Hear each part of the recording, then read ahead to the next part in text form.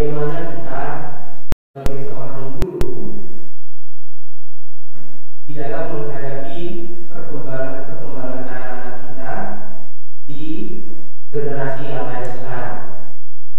Karena banyak sekali kita guru itu banyak mengeluh bagaimana kita harus menghadapi anak-anak yang memang sudah berbeda zaman dengan kita. Oke, di sini saya akan memberikan pembahasan modul program guru penggerak pada Bapak Ibu. Yang pertama adalah disiplin positif dan nilai-nilai kebijakan universal. Ya, saya tidak mengajarkan lebih rinci, tapi saya hanya menyampaikan sedikit demi sedikit, gitu ya, untuk kita nanti bisa belajar bagaimana sebenarnya menghadapi anak-anak yang saat ini ada bersama-sama dengan kita. Ini saya lewat. Tujuannya adalah tujuan pertemuan kita hari ini. Ibu boleh lihat di sini peserta didik atau peserta pembelajaran atau pembahasan dapat menjelaskan makna kontrol dari paparan teori kontrol atau William Jason serta miskonsepsi yang terjadi di kehidupan sehari-hari, serta dapat menjelaskan perubahan paradigma stimulus respon pada teori kontrol.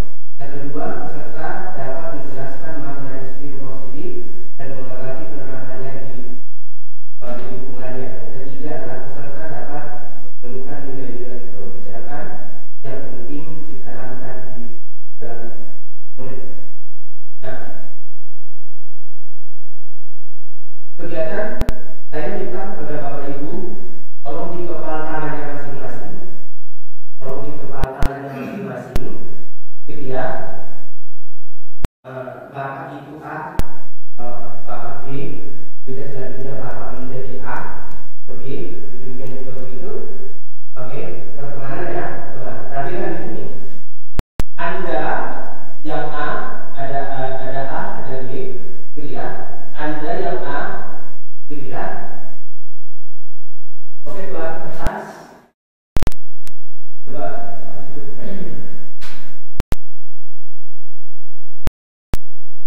sobek dari situ, sobeklah selesai kertas kecil. Ini yang A, ini yang A.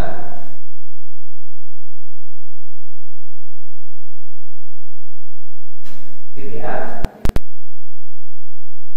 Sobeklah kertas kecil, tuliskan nama benda atau sesuatu yang sangat berharga untuk Anda. Ya, tulis, taruh di tangan ini. Kepal, gitu ya. Ya, yang teman yang B, bujuk bagaimana supaya apa yang paling berharga yang kamu tulis tadi bisa dia tahu atau bisa dia dapatkan. Ya, paham? Bisa mengajar. Iya. Bagaimana caranya si B itu untuk mendapatkan apa yang paling berharga di hadapanmu? Coba lakukan. Boleh di sini. Bagaimana caranya? Bukan dicari. Tapi dibujuk. Oh, dibujuk. Boleh ya? Antara yang berharga.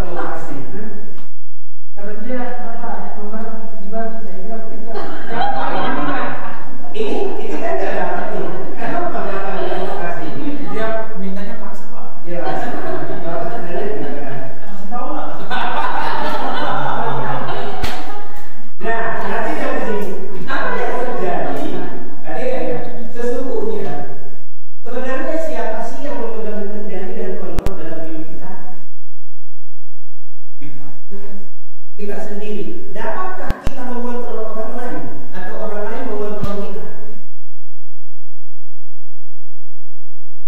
Apakah kita dapat mengontrol orang lain atau kita dapat dikontrol oleh orang? Harusnya enggak. Jadi harus kita yang memegang kendali kita. Tadi kalau masih bisa dikasih, berarti yang memberi itu dapat dikontrol. Ini dia tadi udah dibujuk apapun untuk dibilang apa, dia nggak tahu. Karena apa? Sebenarnya tidak ada orang yang bisa mengontrol kita, dan kita tidak akan bisa mengontrol orang lain. Ya, oke, lanjut. Nah, perhatikan di tempat ini, debat setuju atau tidak setuju. Setuju atau tidak setuju? Setujukah Anda jikalau guru dapat mengendalikan penuh murid di kelas? Ada yang setuju? Oke. Setujukah kalian mengkritik dan membuat murid merasa bersalah dapat menguatkan karakter murid? Oke. Setuju atau tidak setuju? Peraturan harus dipatuhi, apabila dilanggar konsekuensinya adalah hukuman. Oke, setujukah kalian bahwa orang dewasa memiliki hak memaksa? Oke, setuju atau tidak setuju? Hadiah itu penting untuk memotivasi murid. Ya, yang pertama, adakah yang setuju bahwa guru itu dapat mengendalikan penuh murid di kelas? Dari teori tadi, teori yang pertama tadi adalah teori Desa tadi, bahwa manusia tidak bisa dikontrol oleh siapapun dan tidak akan bisa mengontrol siapapun. Berarti kalau berdasarkan teori itu, guru tidak akan mampu dan tidak akan bisa mengendalikan penuh murid di kelas. Ini perubahan paradigma dalam pembelajaran ya Bapak Ibu ya. Yang kedua, kritik ya dapat membuat murid merasa bersalah dan dapat menguatkan karakter murid. Setuju atau tidak?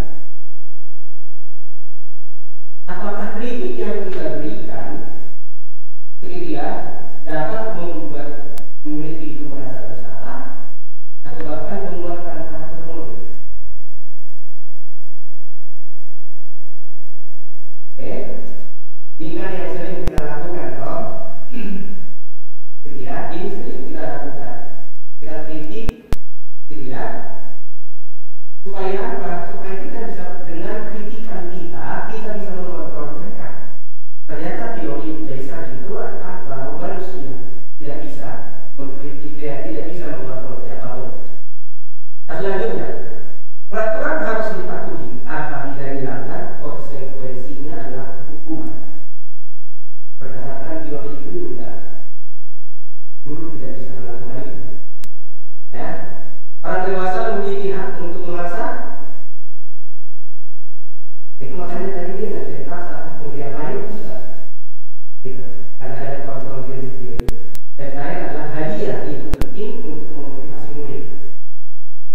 Setuju? Oke, kita akan lihat ya. Nanti kita akan belajar bersama-sama. Ini perubahan paradigma mengajar. Paradigma stimulus atau respon. Stimulus dan respon. Sama. Ilusi bahwa semua orang penguatan positif, efektif, dan bermanfaat. Kedua, ilusi bahwa kritik dan dapat membuat orang merasa bersalah, dapat mengubah karakter. Ini kan yang sering kita pikirkan kan? Bahwa dengan ilusi yang kita pikirkan adalah penguatan yang positif dan bermakna. Kalau kita memberikan penguatan positif yang efektif dan bermakna, gitu ya, akan anak-anak itu akan merespon seperti apa? Karena ini adalah stimulus dan respon. Kita membuat sesuatu, respon anak-anak itu seperti apa? Kita akan lihat. Oke, selanjutnya, apa yang Anda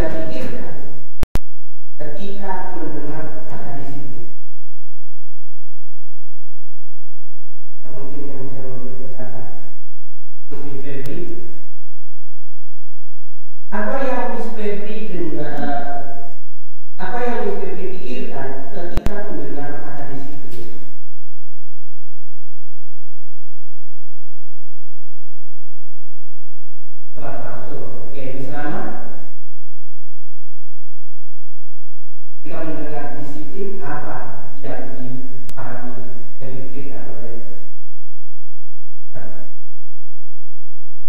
sesuai dengan aturan?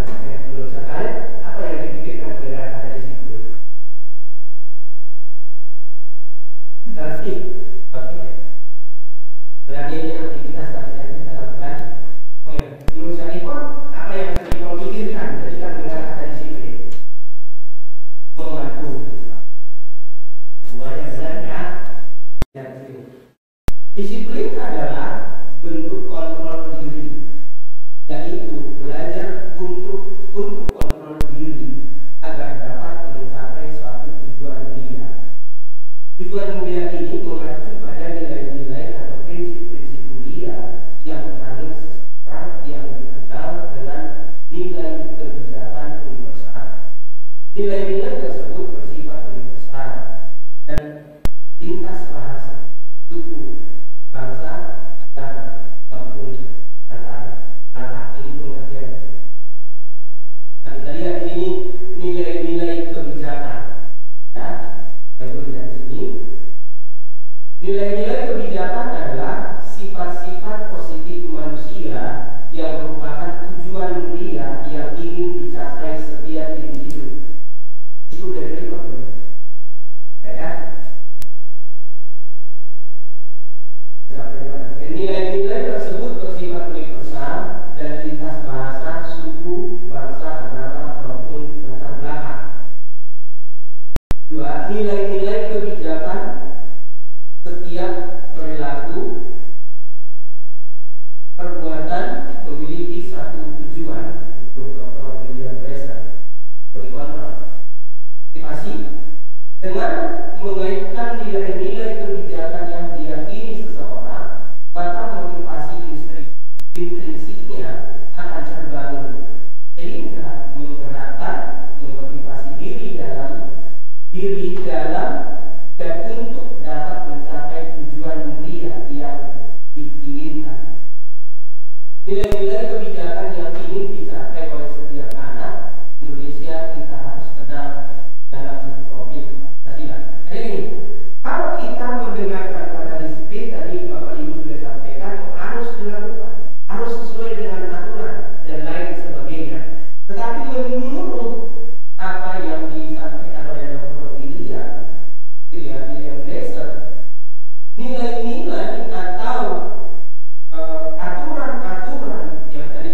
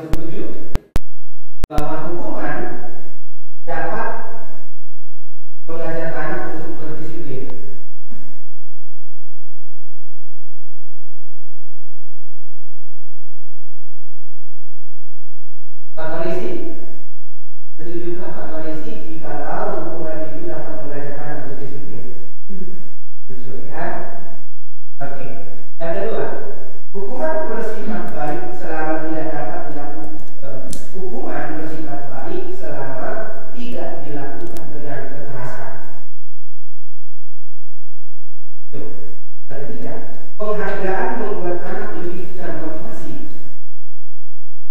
Penghargaan itu berarti motivasi apa? Ya, dari Tuhan. Kita lihat apa itu motivasi. Teori motivasi perilaku manusia.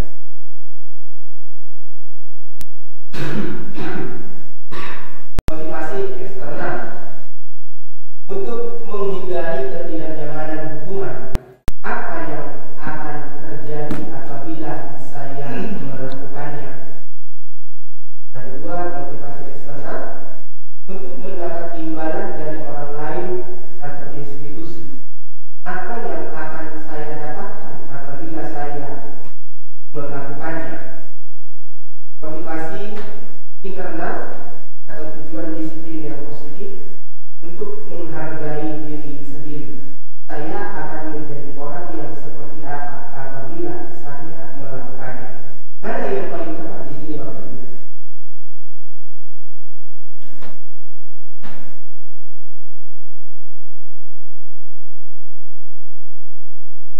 Jadi kalau motivasi yang datang dari luar itu, ya di sini, murid itu melakukan sesuatu atau murid itu mengerjakan tugas kita, tugas yang Bapak Ibu berikan karena takut tidak ada nilai. Benar nggak sih? Atau karena takut dihukum oleh guru? Benar nggak sih itu? Kami lihat. Yang benar itu adalah di sini. Jadi anak itu melakukan semua apa yang ditugaskan oleh guru, bukan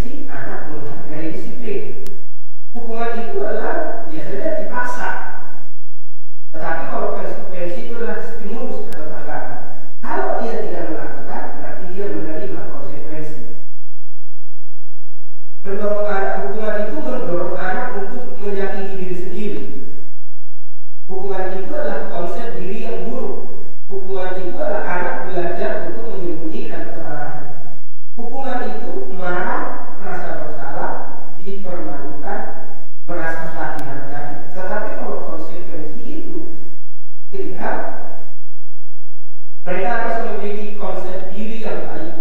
Anak belajar untuk mematuhi peraturan.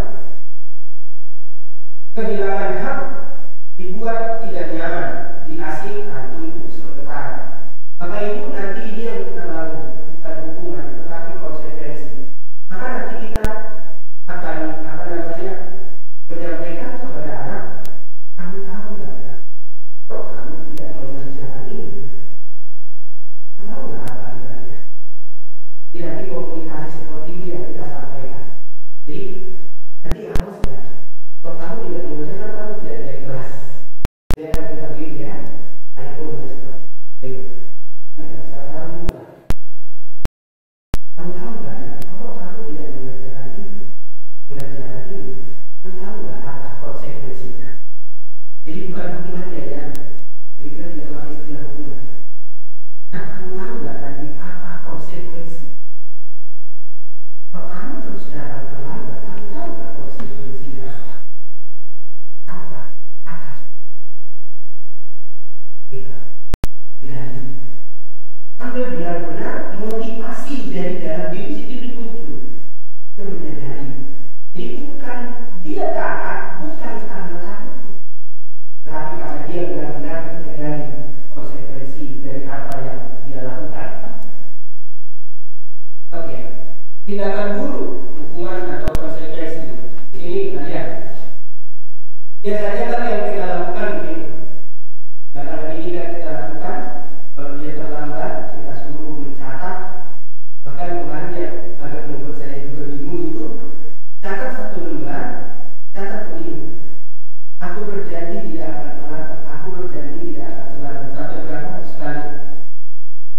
Dan gitu ya. Apakah itu bisa dibenarkan? Dan gitu ya. Mencatat 100 kali di dalam buku kalimat, saya tidak akan terlambat lagi karena terlambat ke sekolah. Itu hukuman atau konsekuensi? Hukuman ya. Lari keliling lapangan basket 2 kali karena terlambat hadir di sekolah. Konsekuensi atau hukuman? Hukuman.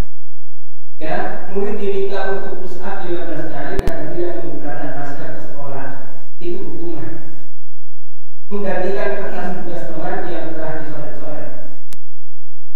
Itu konsekuensi. Ya, jadi kita bisa membedakan mana konsekuensi, mana hukuman. Ya?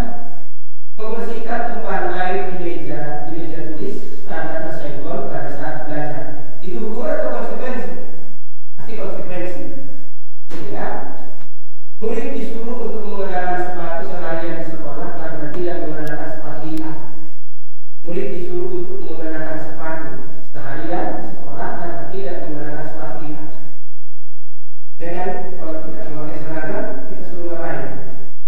Itu hukuman. Oke. Lalu disuruh mengelilingi lapangan basket 2 kali karena terlambat 10 menit. Konsekuensi atau hukuman? Di sini konsekuensi. Lari mengelilingi lapangan basket 2 kali karena terlambat 10 menit. Ya, berarti ini dilakukan oleh siapa? Olahraga. Ya, teman-teman, untuk kita bisa menentukan hukuman atau konsekuensi, nanti akan saya paparkan bagaimana kita membuat kesepakatan di kelas kita. Penghargaan merusak hubungan. Pengaruh jangka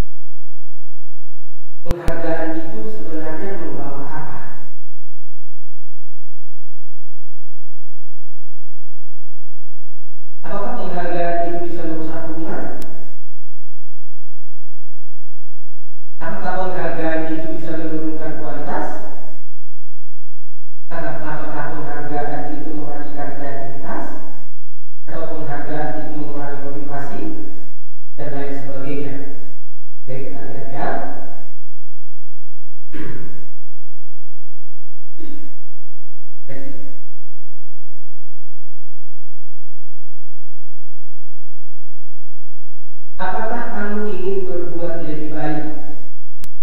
Jadi ini nanti kalimat-kalimat yang akan kita pakai ketika kita menghadapi anak-anak, ya, untuk dia menyadari bahwa apa yang kita berikan kepada dia itu konsekuensi atau hukuman. Kalimat-kalimat ini nanti yang akan kita pergunakan. Jadi dapat teman-teman lagi sampai di sini. Ini yang bagian yang kedua. Saya masuk bagian yang ketiga. Saya tidak bisa jelaskan terlalu dalam. Tadi saya berjanji ada 60 sampai ya, harus ada beberapa banyak. Dan terakhir Bapak Ibu di sini yang terakhir. Tadi di mana saya berbicara bahwa Bapak Ibu nanti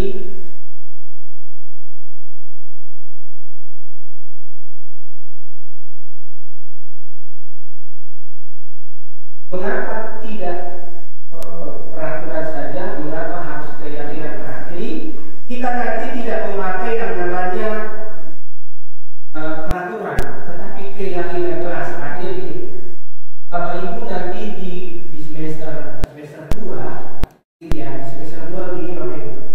Di hari pertama masuk semester 2, Bapak Ibu harus membuat keyakinan keras. Ya, jadi tidak peraturan. Di sini kan ada peraturan, kan buat aturan kelas ini. Biasanya yang membuat aturan kelas itu siapa Bapak Ibu? Guru, ya. Jadi nanti kita tidak membuat aturan kelas, tetapi kita buat kesepakatan kelas atau keyakinan kelas. Gitu ya. Jadi nanti prakteknya gini Bapak Ibu, Bapak Ibu masuk semua mata pelajaran, gitu ya. Masing-masing akan membuat keyakinan kelasnya. Jadi contohnya begini, oke anak-anak sekalian, ini pertama sekali kita berjumpa di semester 2. Nah, sebelum kita lanjutkan sampai akhir semester, kita akan membuat kesepakatan kelas kita. Setuju ya? Nah, bagikan ke mereka kertas. Tuliskan 3 kira-kira, gitu ya, kesepakatan apa yang akan kita sepakati di dalam kelas ini. Bagikan ke mereka. Ya, setelah dibagikan nanti Bapak Ibu bisa suruh tempel di sini. Suruh tempel, ya Bapak Ibu nanti siapkan kertasnya yang belum bisa ditempel, gitu ya. Nah, setelah semua dikumpulkan, Bapak Ibu baca peraturan apa atau kesepakatan apa yang harus kita sepakati di dalam satu kelas itu. Yang disepakati adalah kesepakatan yang paling banyak Bapak Ibu. Artinya seperti ini, boleh menggunakan handphone selama belajar, kan gitu ya. Tapi hanya selama, tapi yang tepat ya, boleh menggunakan handphone selama belajar. Ternyata banyak yang mau seperti itu, udah. Tadi itu yang pertama. Yang kedua,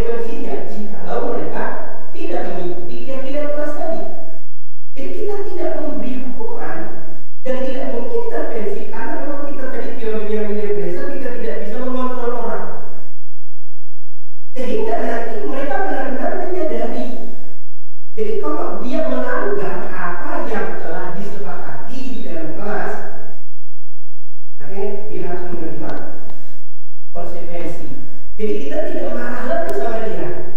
Oke, kamu ingat nggak? Ada konsekuensinya. Ketika kalian tidak melaksanakan hak yang disepakati, bukan Bapak yang buat, tapi kalian. Tahu konsekuensinya apa? Dia akan sendiri melakukan apa yang harus dia lakukan. Nah, itu ya. Mengapa kita memiliki peraturan hadir tepat waktu ke sekolah? Nanti ada nggak yang akan membuat begini? Kalau kami kemarin prakteknya kami memang diminta untuk membuat, gitu ya. Ini saya tidak praktekkan. Menurut Bapak Ibu, apakah keyakinan kelas dan peraturan kelas ada hal yang sama? Keyakinan kelas dengan peraturan kelas apakah sama? Ya, tidak ya. Keyakinan kelas melibatkan guru dan murid. Oke. Dasar keyakinan kelas adalah nilai-nilai kebijakan atau nilai-nilai universal. Nah, nanti dia akan saya bagikan nanti Bapak Ibu lihat nilai-nilai universalnya ya. Apa nilai kebijakan atau nilai universal dari peraturan berikut? Saling membantu, membersihkan lingkungan sekolah, mengembalikan buku pada tempatnya. Ini hukuman atau memang konsekuensi sini? Saling membantu. Nilai-nilai ya, nilai. Membersihkan lingkungan sekolah juga nilai. Mengembalikan buku pada tempatnya juga ada nilai. Saling membantu itu kan artinya berarti peduli kan? Membersihkan itu menjaga kebersihan. Mengembalikan buku pada tempatnya itu adalah tanggung jawab. Jadi saling membantu itu adalah sikap peduli yang kita bangun.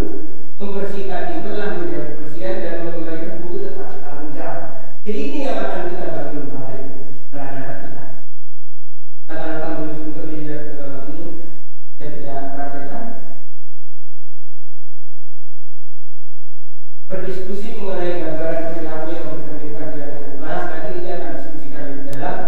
Di waktunya ini cukup. Ya. Budaya positif, lingkungan positif dan keyakinan kelas serta peraturan kelas. Jadi Bapak Ibu, budaya positif yang akan kita bangun di sekolah kita adalah ini. Ya, lingkungan yang positif, keyakinan kelas dan peraturan kelas. Nah, semua nanti ini kita akan diskusikan bersama anak-anak seperti tadi yang saya sudah praktekkan. Yang mana yang merupakan keyakinan kelas dalam hal ini?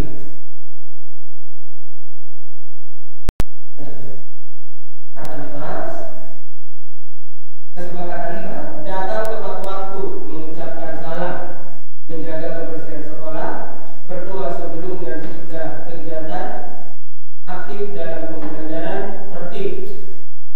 Lalu di sini kami guru dan murid yang saling menyayangi.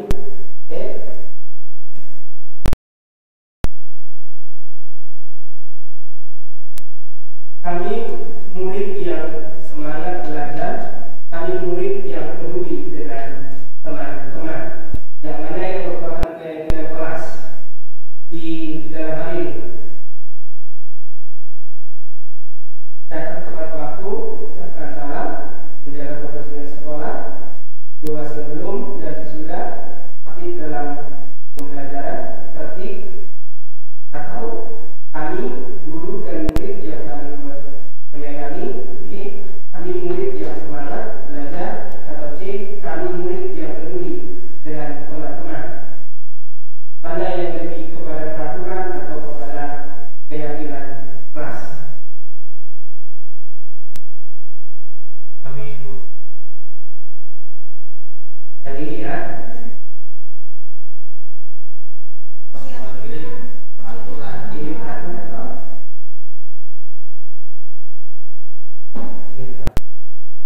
Karena seperti yang ini adalah peraturan. Oke, ini saya sudah sampaikan. Juga peraturan selalu mengembalikan buku pada tempatnya. Dilarang menggunakan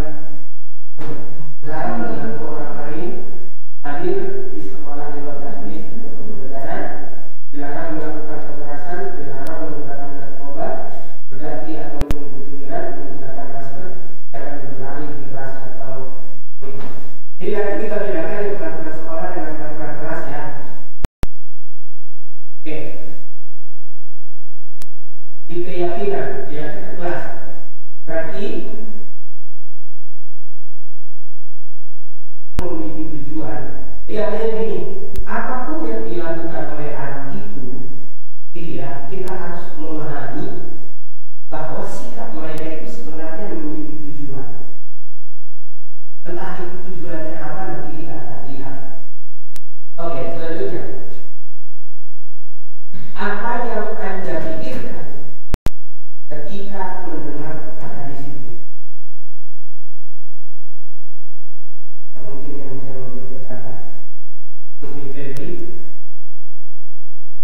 apa yang Miss Febri pikirkan ketika mendengar kata disiplin?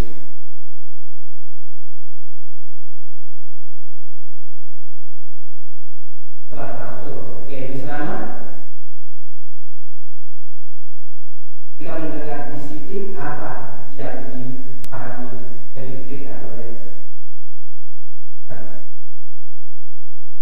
sesuai dengan aturan? Menurut saya, apa yang dipikirkan mendengar kata disiplin? Tertib. Oke. Berarti ini aktivitas yang kita lakukan. Oke. Menurut saya, apa yang kita pikirkan ketika mendengar kata disiplin? Mematuhi. Buahnya benar ya. Disiplin adalah bentuk kontrol diri, yaitu belajar untuk kontrol diri agar dapat mencapai suatu tujuan mulia. Tujuan mulia ini mengacu pada nilai-nilai atau prinsip-prinsip mulia yang menganut seseorang yang dikenal dengan nilai kebijakan universal. Nilai-nilai tersebut bersifat universal dan lintas bahasa, suku, bangsa, agama, maupun latar belakang. Ini pengertian. Nah, kita lihat di sini nilai-nilai kebijakan. Ya, kita lihat di sini. Nilai-nilai kebijakan adalah sifat-sifat positif manusia yang merupakan tujuan mulia yang ingin dicapai setiap individu. Itu dari mana? Ya. Nilai-nilai tersebut bersifat universal dan lintas bahasa, suku, bangsa, agama, maupun latar belakang. Dua, nilai-nilai kebijakan setiap perilaku perbuatan memiliki satu tujuan untuk Dr. William Besser sebagai kontrol. Motivasi dengan mengaitkan nilai-nilai kebijakan yang diyakini seseorang, maka motivasi intrinsiknya akan terbangun sehingga menggerakkan, memotivasi diri dalam dan untuk dapat mencapai tujuan mulia yang diinginkan. Nilai-nilai kebijakan yang ingin dicapai oleh setiap anak Indonesia kita harus kenal dalam profil Pancasila. Jadi ini, kalau kita mendengarkan kata disiplin tadi Bapak Ibu sudah sampaikan, harus dilakukan, harus sesuai dengan aturan dan lain sebagainya. Tetapi menurut apa yang disampaikan oleh Dr. William Besser, nilai-nilai atau aturan-aturan yang tadi Bapak Ibu sebutkan haruslah sebenarnya membangun motivasi anak itu sendiri. Motivasi itu kan ada dua ya, sumber motivasi dari dalam dan dari luar. Sebenarnya mana yang paling berhasil ini untuk membuat seseorang itu bisa sukses dalam hidupnya? Motivasi dari dalam. Itu sebab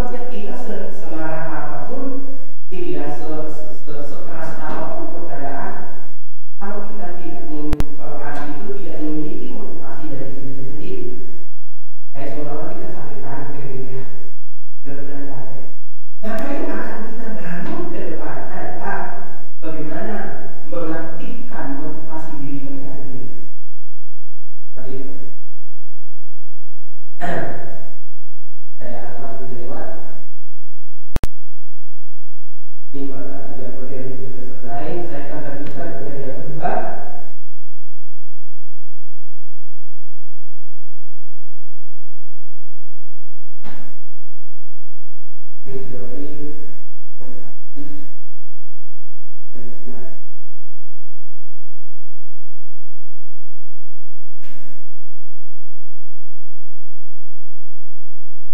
Motivasi, hukuman, dan penghargaan.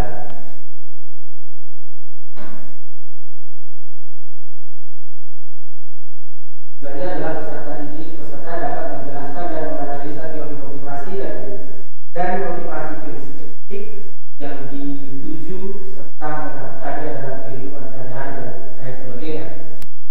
Perhatikan ke sini, setujukah Anda hukuman dapat mengajarkan anak untuk disiplin?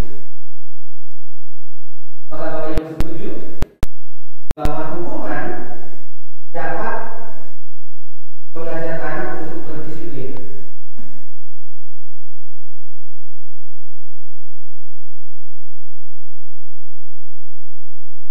Pak Marisi, setujukah Pak Marisi jikalau hukuman itu dapat mengajar anak berdisiplin?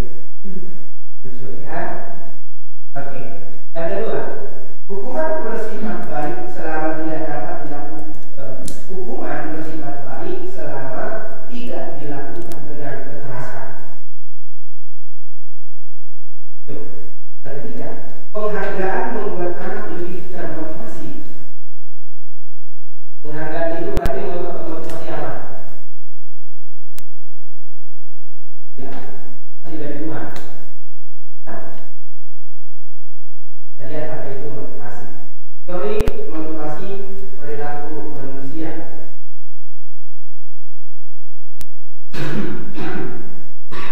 Motivasi eksternal untuk menghindari ketidaknyamanan hukuman. Apa yang akan terjadi apabila saya melakukannya? Yang kedua, motivasi eksternal untuk mendapat imbalan dari orang lain atau institusi. Apa yang akan saya dapatkan apabila saya melakukannya? Motivasi internal atau tujuan disiplin yang positif untuk menghargai diri sendiri. Saya akan menjadi orang yang seperti apa apabila saya melakukannya. Mana yang paling tepat di sini Bapak Ibu?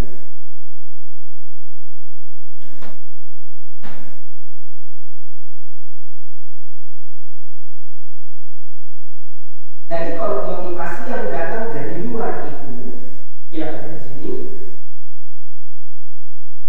murid itu melakukan sesuatu atau murid itu mengerjakan tugas kita, tugas yang Bapak Ibu berikan karena takut tidak ada nilai. Benar nggak sih? Atau karena takut dihukum oleh guru? Benar nggak sih itu? Amin ya. Yang benar itu adalah di sini. Jadi anak itu melakukan semua apa yang ditugaskan oleh guru bukan karena takut tidak mendapatkan nilai. Berarti kalau itu tujuannya, itu motivasinya apa? Eksternal, dan tidak akan membuat kita berhasil. Seperti itu. Tetapi motivasi harus datang dari dalam diri sendiri. Ya. Jadi kita akan membangun nanti kepada anak-anak itu, dia melakukan segala sesuatu yang baik itu bukan untuk mendapatkan apa-apa dari luar, tetapi karena memang dia menghargai dirinya. Gitu. Saya akan menjadi orang yang seperti apa apabila saya melakukannya. Gitu ya. Jadi kalau dia menghargai dirinya sendiri, dia akan menjadi seperti apa? Bukan untuk mendapatkan sesuatu, tetapi dia menghargai dirinya sendiri. Menurut Hajar Dewantara, merdeka itu artinya tidak hanya terlepas dari perintah, akan tetapi juga cakap memerintah diri sendiri. Hajar Dewantara, dia adalah dari buku Hajar Dewantara Pemikiran Konsepsi. Jadi belajar kurikulum merdeka atau mengajar secara merdeka itu menjadikan anak-anak kita itu mereka cakap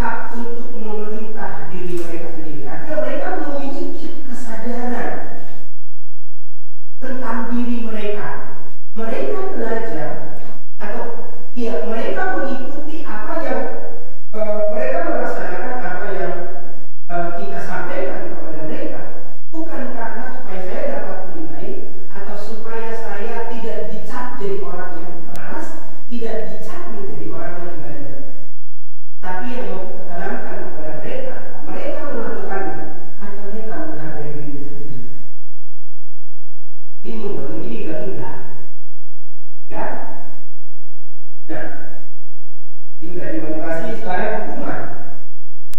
Perbedaan hukuman dan konsekuensi. Hukuman sesuatu yang menyakitkan, sesuatu yang menyakitkan harus terjadi. Tetapi konsekuensi sesuatu yang harus terjadi. Hukuman itu membuat anak sakit fisik maupun hati dan orang.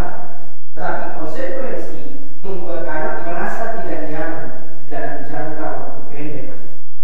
Hukuman itu anak membenci kedisiplinan, tetapi konsekuensi anak menghargai disiplin.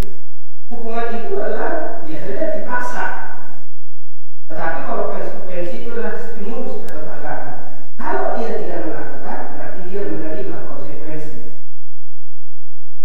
Mendorong anak, hukuman itu mendorong anak untuk menyakiti diri sendiri.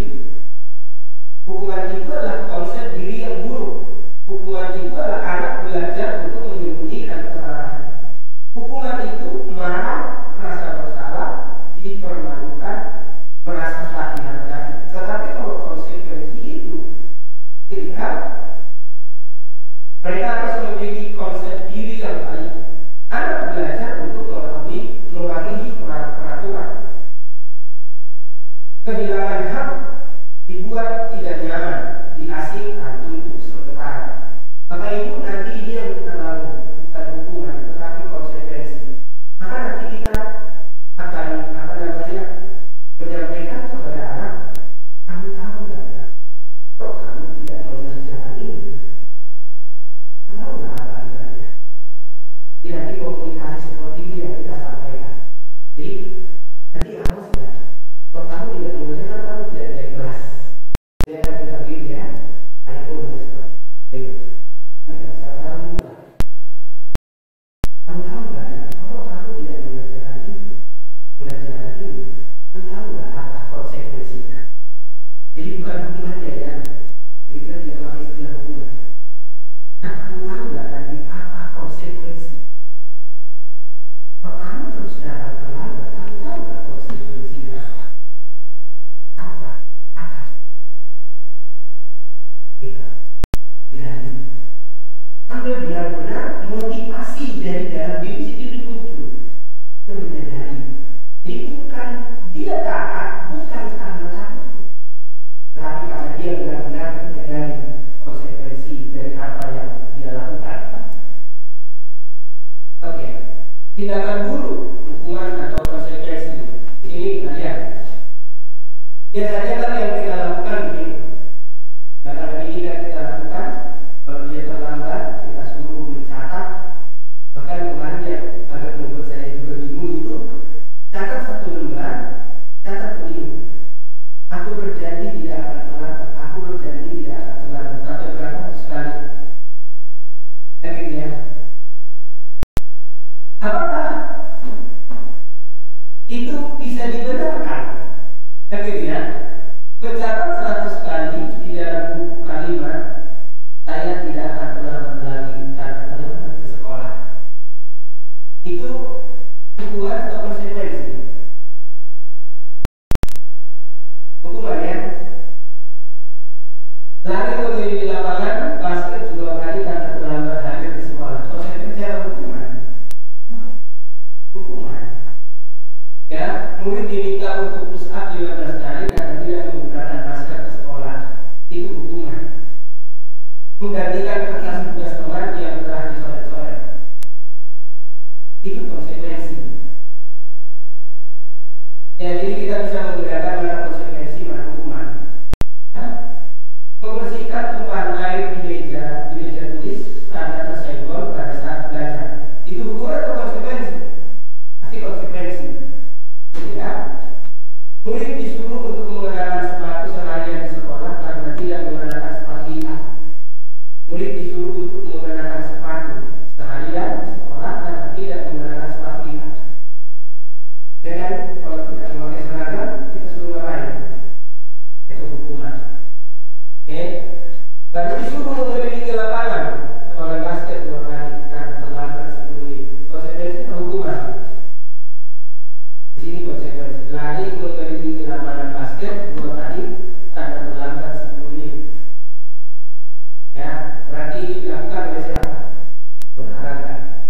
Nah, teman-teman, untuk kita bisa menentukan hukuman atau konsekuensi, nanti akan saya paparkan bagaimana kita membuat kesepakatan. Jelas. Kita. Penghargaan merusak hubungan. Pengaruh jangka pendek dan jangka panjang. Penghargaan menurunkan kualitas. Penghargaan mematikan kreativitas. Penghargaan mengurangi motivasi intrinsik. Lalu penghargaan tidak efektif. Penghargaan mengurangi ketepatan. Penghargaan itu menunggu. Penghargaan jangka pendek dan jangka panjang. Mana yang tepat, Bapak Ibu?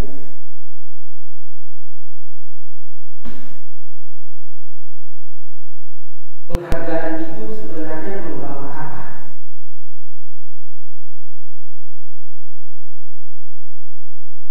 Apakah penghargaan itu bisa merusak hubungan? Apakah penghargaan itu bisa menurunkan kualitas? Apakah penghargaan itu mematikan kreativitas? Atau penghargaan itu mengurangi motivasi? Dan lain sebagainya. Oke, kita lihat ya.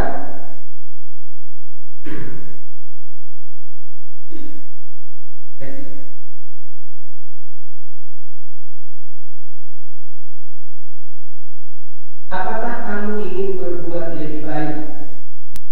Jadi ini nanti kalimat-kalimat yang akan kita pakai ketika kita menghadapi anak-anak, ya,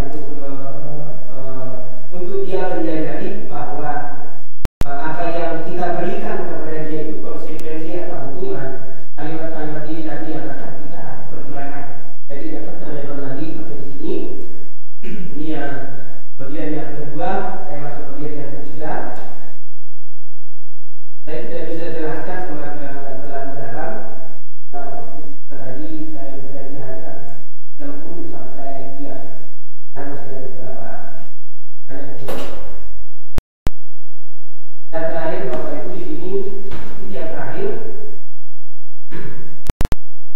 Tadi di mana saya berbicara bahwa Bapak Ibu nanti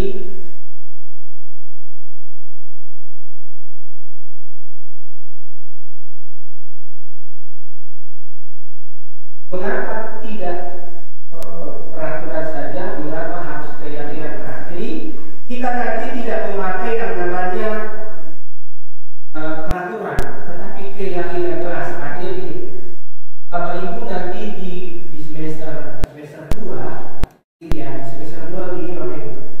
Di hari pertama masuk semester 2, Bapak Ibu harus membuat keyakinan keras. Ya, jadi tidak peraturan. Biasanya kan ada peraturan, kan buat aturan kelas ini. Biasanya yang membuat aturan kelas itu siapa, Bapak Ibu? Guru, ya. Jadi nanti kita tidak membuat aturan kelas, tetapi kita buat kesepakatan kelas atau keyakinan kelas. Gitu ya. Jadi nanti prakteknya gini, Bapak Ibu. Bapak Ibu masuk semua mata pelajaran, gitu ya. Masing-masing akan membuat keyakinan kelasnya.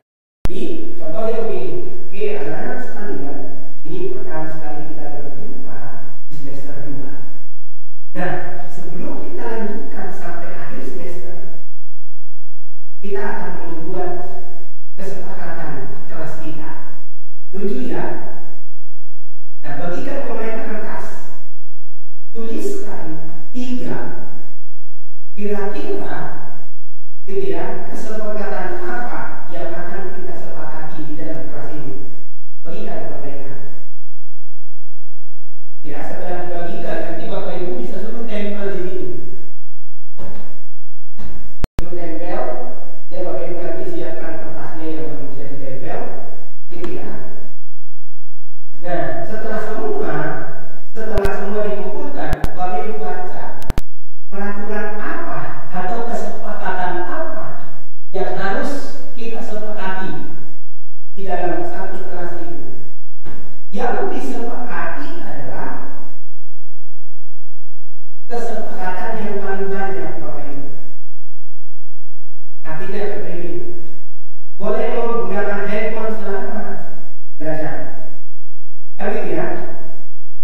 Tapi hanya selama, tapi yang tepat ya, boleh menggunakan handphone selama belajar. Ternyata banyak yang mau seperti itu, udah. Tadi itu yang pertama. Yang kedua, jadi bapak ibu tidak membuat aturan apapun, tetapi yang membuat siapa? Anak-anak. Jadi ketika sudah fix nih, sudah kita rangkum, sampaikan bahwa inilah kesepakatan yang akan kita sepakati selama 1 semester di pelajaran olahraga, di pelajaran kimia, di pelajaran biologi. Kan nanti pasti masing-masing berbeda. Gitu ya. Berarti sampaikan konsekuensinya, bukan hukumannya. Gitu ya. Jadi setelah nanti kita minta konsekuensinya bagi mereka. Jadi buat lagi nanti konsekuensinya jika mereka tidak mengikuti keyakinan kelas tadi. Jadi kita tidak memberi hukuman dan tidak mengintervensi karena memang kita tadi teorinya William Glasser, kita tidak bisa mengontrol orang. Sehingga nanti mereka benar-benar menyadari. Jadi kalau dia melanggar apa yang telah disepakati di dalam kelas, dia harus menerima konsekuensi. Jadi kita tidak marah lagi sama dia. Oke, kamu ingat nggak? Ada konsekuensinya. Ketika kalian tidak melaksanakan apa yang disepakati, bukan bapak yang buat, tapi kalian tahu konsekuensinya apa? Dia akan sendiri melakukan apa yang harus dia lakukan. Tapi ya, mengapa kita memiliki peraturan hadir tepat waktu ke sekolah? Nanti ada nggak yang akan membuat begini? Kalau kami kemarin prakteknya kami memang diminta untuk membuat, gitu ya. Ini saya tidak praktekkan. Menurut Bapak Ibu, apakah keyakinan kelas dan peraturan kelas ada hal yang sama? Keyakinan kelas dengan peraturan kelas apakah sama? Ya, tidak ya. Keyakinan kelas melibatkan guru dan murid. Oke. Dasar keyakinan kelas adalah nilai-nilai kebijakan atau nilai-nilai universal. Nah, nanti dia akan saya bagikan nanti Bapak Ibu lihat nilai-nilai universalnya ya. Apa nilai kebijakan atau nilai universal dari peraturan berikut? Saling membantu, membersihkan lingkungan sekolah, mengembalikan buku pada tempatnya. Ini hukuman atau memang konsekuensi sini? Saling membantu. Nilai-nilai ya, nilai. Membersihkan lingkungan sekolah juga nilai. Mengembalikan buku pada tempatnya juga ada nilai. Saling membantu itu kan artinya berarti peduli kan? Membersihkan itu menjaga kebersihan. Mengembalikan buku pada tempatnya itu adalah tanggung jawab. Jadi saling membantu itu adalah sikap peduli yang kita bangun. Membersihkan itu adalah menjaga kebersihan dan mengembalikan buku tetap tanggung jawab. Jadi ini yang akan kita bangun Bapak Ibu pada anak-anak kita. Kata-kata menyusun kebijakan ini saya tidak perhatikan. Berdiskusi mengenai gambaran perilaku yang mencerminkan kegiatan kelas. Nanti kita akan diskusikan lebih dalam. Di waktu ini cukup. Ya. Budaya positif, lingkungan positif dan keyakinan kelas serta peraturan kelas. Jadi Bapak Ibu, budaya positif yang akan kita bangun di sekolah kita adalah ini. Ya, lingkungan yang positif, keyakinan kelas dan peraturan kelas.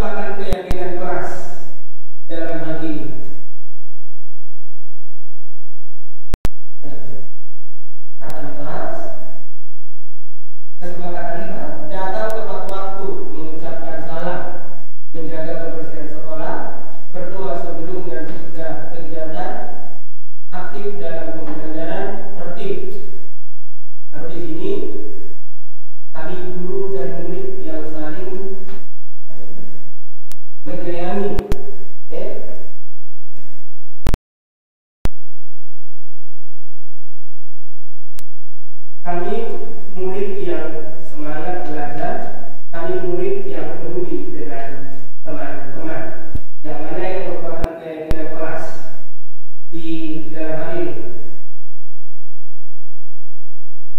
Datang tepat waktu, ucapkan salam, menjaga kebersihan sekolah, doa sebelum dan sesudah, aktif dalam pembelajaran, tertib, atau kami guru dan murid yang saling menyayangi, B, kami murid yang semangat belajar, atau C, kami murid yang peduli dengan teman-teman. Mana yang lebih kepada peraturan atau kepada keyakinan kelas? Kami ikut yang ini ya. aturan. Ini peraturan atau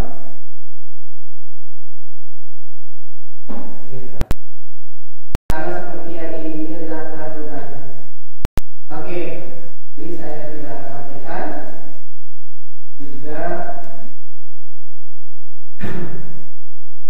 peraturan selalu mengembalikan buku pada tempatnya. Dilarang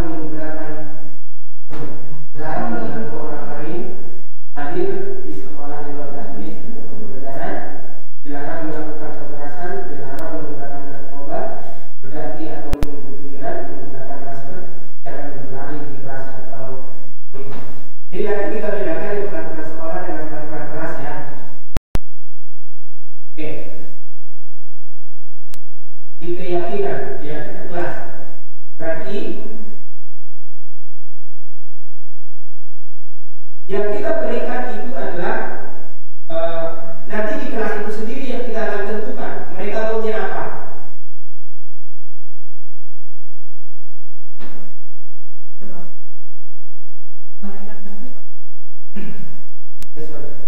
Ya, tetapi selalu mengembalikan buku pada tempatnya itu bukan hukuman, tetapi apa? Tanggung jawab. Gitu. Jadi yang kita mau bangun adalah motivasinya. Jadi dia mengembalikan buku itu bukan karena aturan, tetapi karena tanggung jawab. Dia mengerjakan PR, kalau tidak dapat nilai. Itu hukuman atau tanggung jawab? Harusnya yang dia lakukan apa? Tanggung jawab kan? Dilarang mengganggu teman. Itu peraturan. Tidak boleh.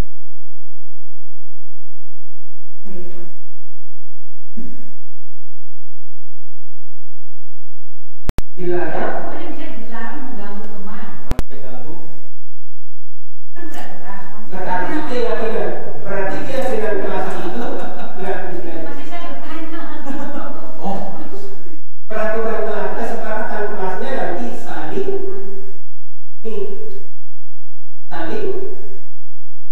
menghormati. Kita tambah